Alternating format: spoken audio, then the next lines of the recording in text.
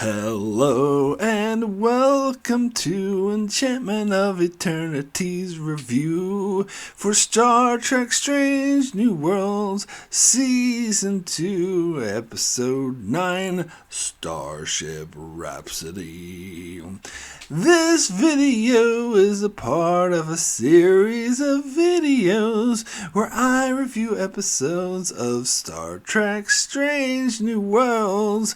So I'll have to start out with the spoiler warning for Star Trek Strange New Worlds up to Season 2, Episode 9. If you haven't seen up to this point, you will not want to watch this video, otherwise some things will be spoiled for you.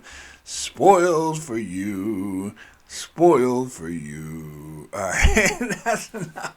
That's enough. And don't worry, I'm not going to sing for this entire review. That's it. That's all I'm going to do. Anyway, so yeah, I'm here to talk about the latest episode of Strange New Worlds, which is a musical. So, this episode, I will say this. It wasn't as terrible as I feared it might be. But, don't get me wrong, this is still easily the worst episode of Strange New Worlds. Now, here's the thing. I went online and watched and read some user reviews because I was curious to what the reception of this episode was. And I guess this is kind of predictable. It's very polarized. There's some people who absolutely love this, saying this is really inventive, this is really creative, this is a great idea, it's just Star Trek thinking out of the box, trying something new, and other people saying this is absolute shite. What is this? I can't take this seriously. This is an insult to the entire franchise and everything it stands for. This is goofy, silly, and so that's probably the reception I was expecting. I was expecting people to be really split. Now, if you know anything about me, I'm definitely leaning more towards the shite side of things because I typically do not like musicals. Now, I wanted to make my feelings of musicals clear because I like seeing musicals live. Like live performance. I just don't think they work on film and television. It just seems, I don't know. It just seems like unnecessary is to see a film with people singing and dancing. It's just like, it seems flat. Like this was pre-recorded. But if I go to a performance and I see people doing it on stage, this is, they're performing live for me. I can see them in action as they're doing it. And it's funny because most people would say I'm being hypocritical because I don't think that way about plays, because I love watching, movies and films in general. But I don't know, something about it being singing, it seems like that should be a performance thing that's done live. I don't know. That's just the opinion I have. So I never liked musicals on film and television of any kind. In fact, even when I was a little kid and I was watching Disney movies, I used to fast forward through the songs, which I know is very odd because most kids love singing along with the songs of Kuna Matata and whatnot, but for me it was not interested. I was never into the music, and I never liked stuff like Mary Poppins and stuff like that because there was too much music. It was a musical, and I have no interest in musicals. So that is my personal taste, and I will be completely upfront that absolutely my own personal bias, my own personal taste does come into effect regarding this episode.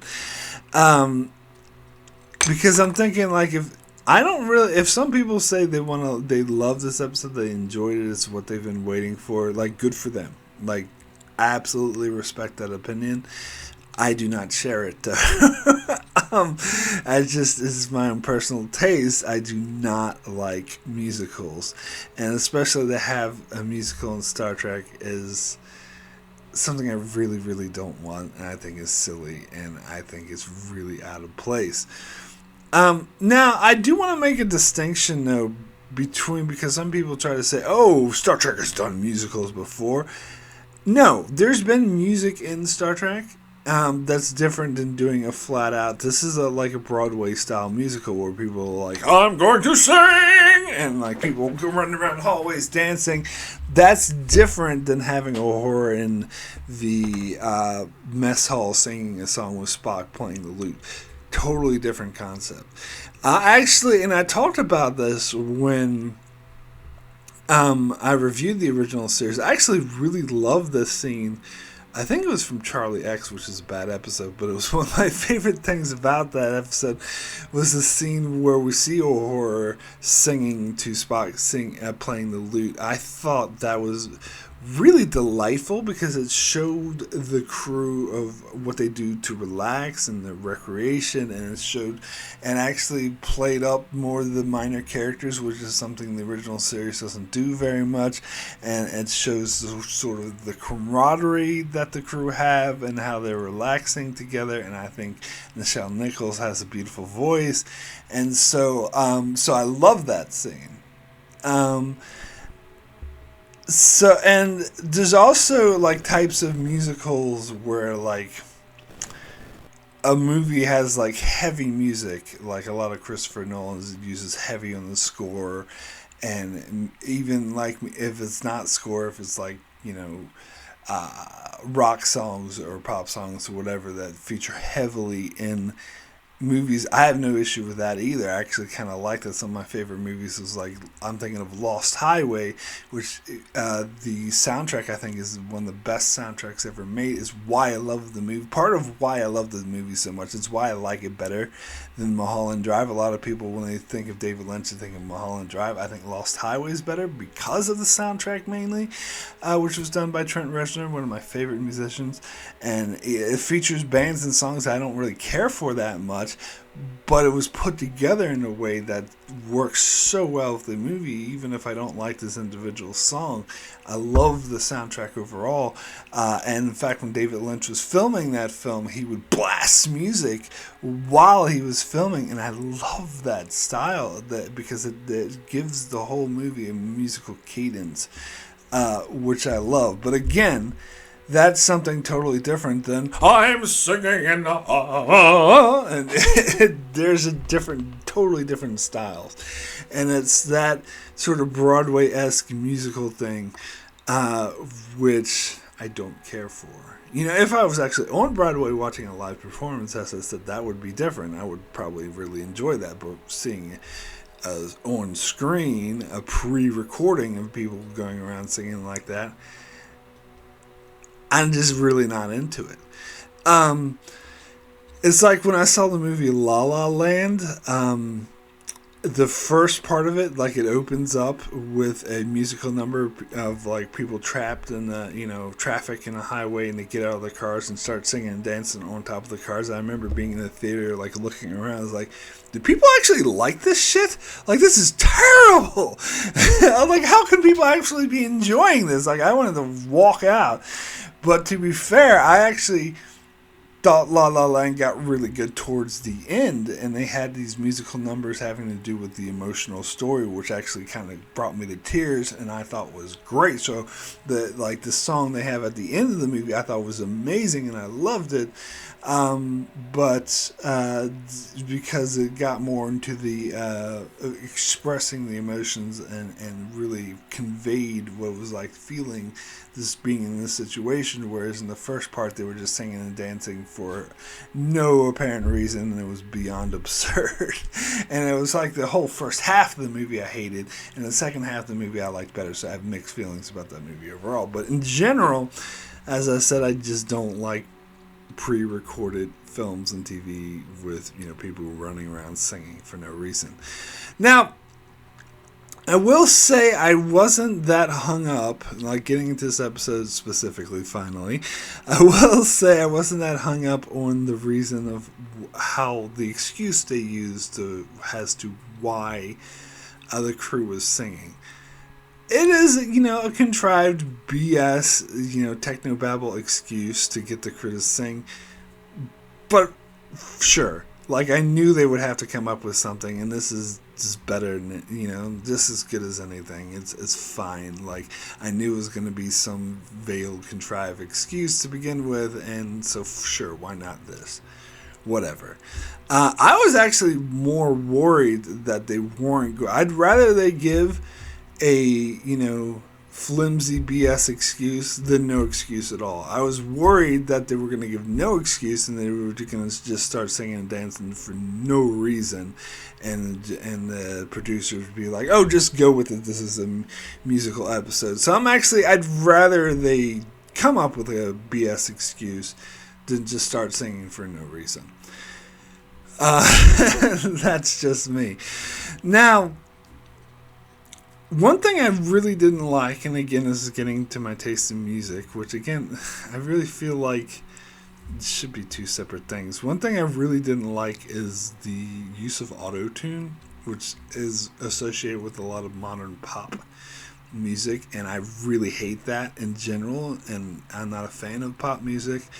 And the fact that they used auto-tune so much in this episode also really bothered me.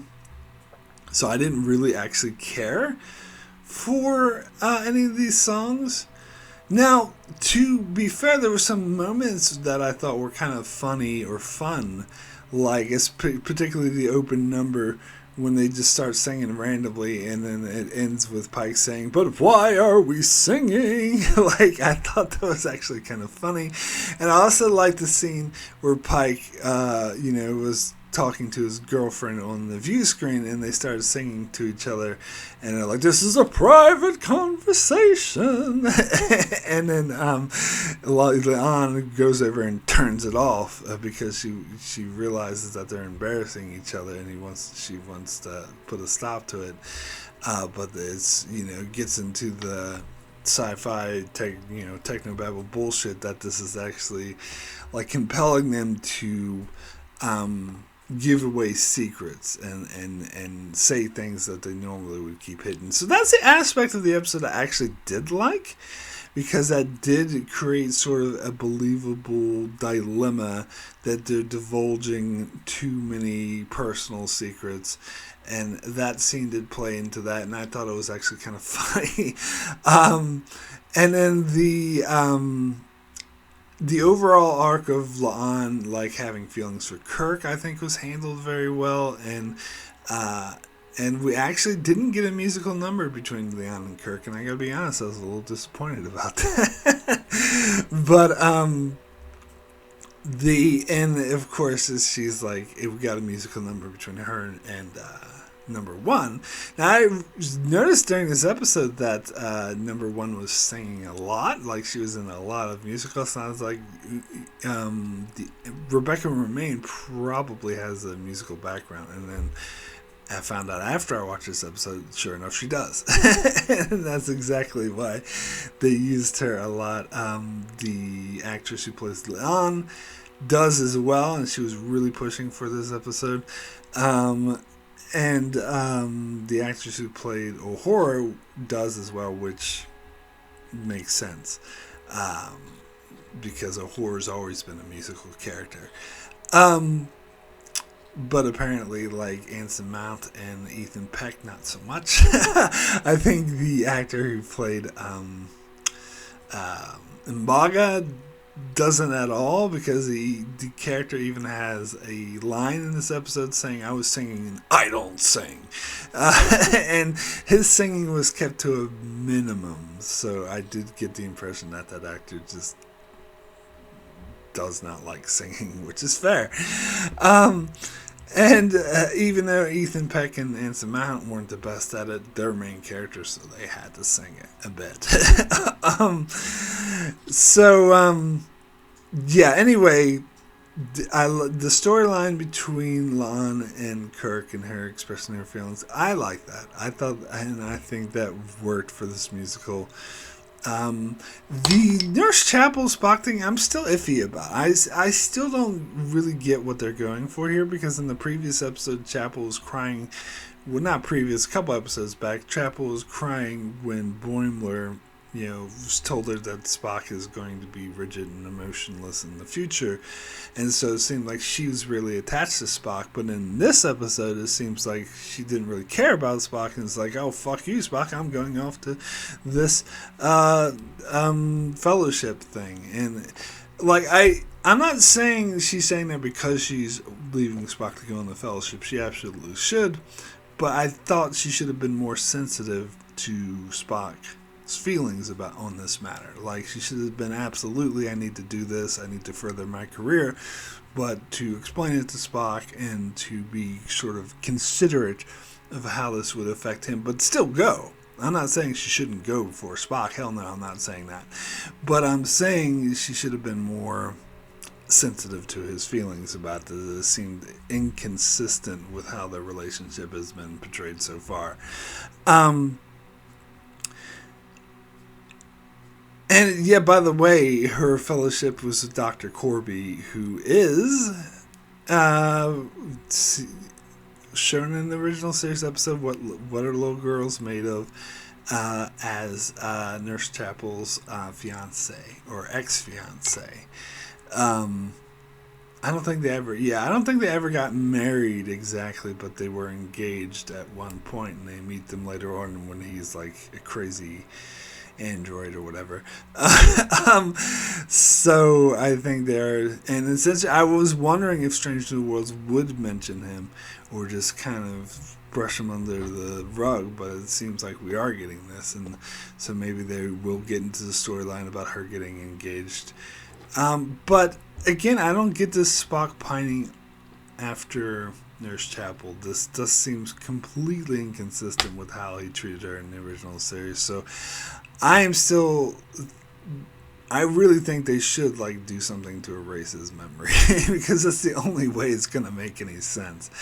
Chapel can keep her memory, that's fine, and especially we explain why she's so smitten with him. But yeah, it doesn't make sense. Spock's so cold and rigid to her and doesn't seem to care about her at all in the original series. So I think they need to do something to erase. This is the only way it would make sense to me.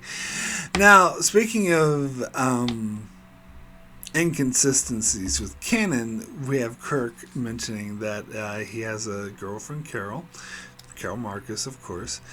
And that she's pregnant, which is inconsistent with canon because having just rewatched Star Trek 2, it was very clear that Kirk did not know he had a son, did not know that Carol Marcus was pregnant, and was surprised by David. I mean, he figured out very quickly that it was his son, but he was like, I had a conversation with her in that movie, why didn't you tell me? But in here, he already knows. So how are they going to explain how Kirk abandons his own son and doesn't have any contact with her? I mean, it made more sense when he didn't know he existed, but how he goes off and sleeps with every woman he can find in the original series. Now, granted, you could say, well, Carol probably leaves him and takes her son with her. Fine, and so Kirk would be free to go out and sleep with a bunch of women. That's fine if she chose to say, I don't want to be with you anymore, and wants to leave him. But that doesn't really explain why he had zero contact with David throughout his entire life. Unless, I guess you could say Carol specifically said, stay away, don't come. But again, that's not really the impression I got from Star Trek 2. It was more of, I didn't know he existed. But whatever. I mean, I guess a lot of people don't really give a shit about canon anymore, and some people care too much about it. I think I'm more moderate. I'm more realistic, or more have the right level of caring about canon. I think, the people who don't care at all about canon, it's like it doesn't matter, it's a different show, kind of bother me just as much as the people who care too much about canon, who are like, oh, this is holograms weren't in the original series, blah, blah, blah, blah. I think I like that little strike down the middle. But anyway, I don't know. That seemed kind of off to me. I mean, I was fine with him saying, "Hey, I have a girl who's off and on in a relationship, Carol." Cool, but then when he mentioned, "Oh, she's pregnant," that's when I was like, "Should you really be mentioning that?" And I guess, and to me, the reason why the writers did this is to bank you over the head with, "Hey, this is Carol Marcus from Star Trek 2." Which, you could say because I'm already a big Star Trek geek or whatever, but yeah, I got that. I don't need to be smacked over the head with, "Oh, and she's pregnant." I think that's too much. But, anywho. So, the singing. Yeah, so this is the only episode of Stranger New Worlds I've ever watched where I was constantly looking at my watch. Well, people don't have watches anymore, but phones or whatever. Checking the timing, like, is this episode over yet? Like, particularly some songs in particular, I think went on for way too long, particularly the song with Leon. Like, as I said, I actually kind of liked the storyline with Lon and her dealing with her feelings towards Kirk, but that first song when, after she saw Kirk in number one dancing and singing, went off in their quarters and did her own song. Like, that went on for way too long. Like, at one point I was like, but I already got the point of this song. We already got it. That she's feeling sad, that people don't recognize her, that Kirk really saw her for who she was, and she's just repeating that same motion over and over again. So what is the point? It's like, can we stop this now? And there were plenty of other songs like that too that I thought, like, that one in particular that I thought went on too long, but many of the other ones that I was just like checking my watch. Is this fucking over yet? Like with the Spock, crying about being the ex, like. Again, it makes sense he would do that, but it went on for too long. And the horror singing right after he left about, "Oh, I'm the communicator," or whatever. Like, that went on for too long as well. I was like, alright, when is this fucking over? Come on. And it was more like, I wanted them to get back to the storyline of the episode, the storyline of the Klingons coming, or the storyline of Leon's feelings towards Kirk, and I wanted some more resolution to the Spock and Chapel thing, which I think they're pushing off to the next episode. I wanted them to get to the meat rather than to waste time having them sing about songs that they're just reiterating things we already fucking know. That's just me. As I said, I don't like musicals. Maybe people who like musicals are perfectly okay with this. But I don't. And the Klingons, by the way, the fact when they showed up and started singing, that was just goofy. And not this whole episode is goofy, obviously it is, but that was particularly goofy. I was just, yeah, and plus they were like, and something someone else pointed out to me, I didn't think about this, they were like, "Oh, this dishonor," like they absolutely hated the fact that they were singing randomly. But Klingons actually do sing a lot. Maybe not in this style, but they do a lot of the tell the stories, we get the "okay, let's root that." We saw like on the Klingon ship, they would just burst into songs randomly to has sort of a war chant or whatever. So so that it seems like they shouldn't have been that bothered by singing, but maybe it was the type of singing they didn't like, where they were all dancing in the background. It's just goofy. It's, yeah, I know, but some people were like, it's supposed to be, but other people, like myself, point out that no, let's not do that. And by the way, I will say this whole doing a musical, like, there's a lot of shows that I like, and there would be like fan questions or whatever, and I would watch at a convention or whatever, and there's always that one guy or girl who pops up and is like, "When are you gonna do a musical episode?" And the people, the producers or whatever, always like entertain them, like, yeah, that's maybe we will. We should. In my head, I'm thinking, no, like, shut the fuck up. Like, musical episodes are dumb. And in this show, they finally caved into that stupid idea, which people often float.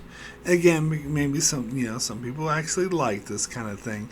But there's never been people brought up other shows that did musical episodes, and there's shows I don't like or never watched, like Buffy the Vampire Slayer. I watched a couple episodes, I hated it. Scrubs, I never really liked. I saw like several episodes of that, and I didn't particularly find it funny or like it very much. And plus, that's like a sitcom. It's more them doing a musical episode is more appropriate than fucking Star Trek show doing it.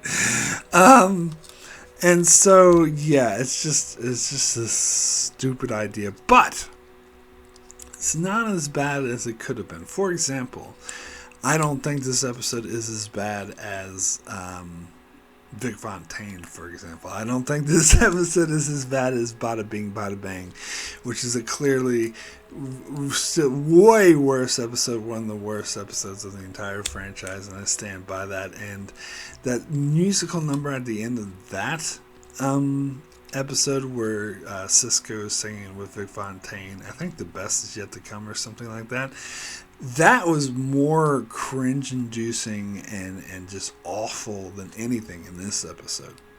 So I will give it that. Not as bad as Vic Fontaine, because fuck Vic Fontaine, he's the worst thing that's ever happened in Star Trek. But yeah, it's still a goofy episode and a dumb premise. So my rating for is this called Enterprise Rhapsody or Starship Rhapsody? I can't remember. Well, one of those two. I'll figure it out when I write the title and thumbnail for this episode. But anyway, my rating for this episode out of 10, I'm gonna give this a 3. Very poor. I was torn between a 3 and a 4 because there are aspects of it I do like. As I said, I like the character stories with Leon and Kirk. This is actually could be seen as an origin story, by the way, for Uhura. Because in the original series she's always humming and singing to herself, and she really likes singing. This could be seen as the creation of that and why she likes singing so much, because we hear her singing to herself at the end, and maybe this is where it came from. So that's kind of cool. And the whole threat of the Klingons thing, and yeah, that was somewhat interesting. And as I said, I do like how they were using this to the real threat was that they were giving away too many personal details when they didn't really want to, which I think added an interesting element to it. But ultimately I had to go with the 3 rather than the 4, because this shouldn't be a musical episode in Star Trek. I just don't care. There absolutely should not be a musical Broadway-esque episode. And people brought up, there's been music in Star Trek before, but yeah, that's having a performance, or like Riker played the trombone or whatever, that's totally different, totally fine. Even like episodes that focus too much on music, like The Way to Eden, which sucks badly, and as I mentioned before, Vic Fontaine, which focused way too much on crappy music, those episodes are terrible. And so it's stuff that Star Trek has done before, but shouldn't do, because it's not good. And this is absolutely a ridiculous premise that people just wanted to have fun with, and I think it does bring down the show for me. I was thinking, and I'll get to this later at the end of the season, but I was thinking that I'm definitely going to say that Season 2 is not as good as Season 1. Mainly for episodes like this. They say it's taking risks. But the thing about risks is sometimes the reason why they're risky is sometimes doing it is not a good idea. Sometimes people talk about taking risks as a really good thing, which it can be if it pays off and you're breaking out of the norm, but it can also fail terribly, which is why it's called a risk. And I'm afraid, like, this whole concept, as I said, was just misguided, is the word I'd say. Now again, your mileage may vary on this, and as I said, strictly my opinion, some people may love musicals and think this is one of the best episodes ever, and good for you if that's what you believe. but that is definitely not where I see things. And I think I'm actually being kind of generous for being giving this episode a 3, not a 1. But that, as I said, there are certain aspects of the episode I like, and it's certainly not as bad as some other episodes, like the whole Bada Bing, Bada Bang, Vic Fontaine thing. Still worse. Anyway, so that is it for my review of this latest episode of Strange New Worlds. I will be back next week to cover the finale of Season 2 of Strange New Worlds. And I also am continuing to cover Star Trek Next Generation, going through every episode at the moment at Season 1. So check out my channel for that, and as I do many more videos on Star Trek and many other shows as well. So be sure to subscribe so you can keep up with all of that, and thanks a lot for watching.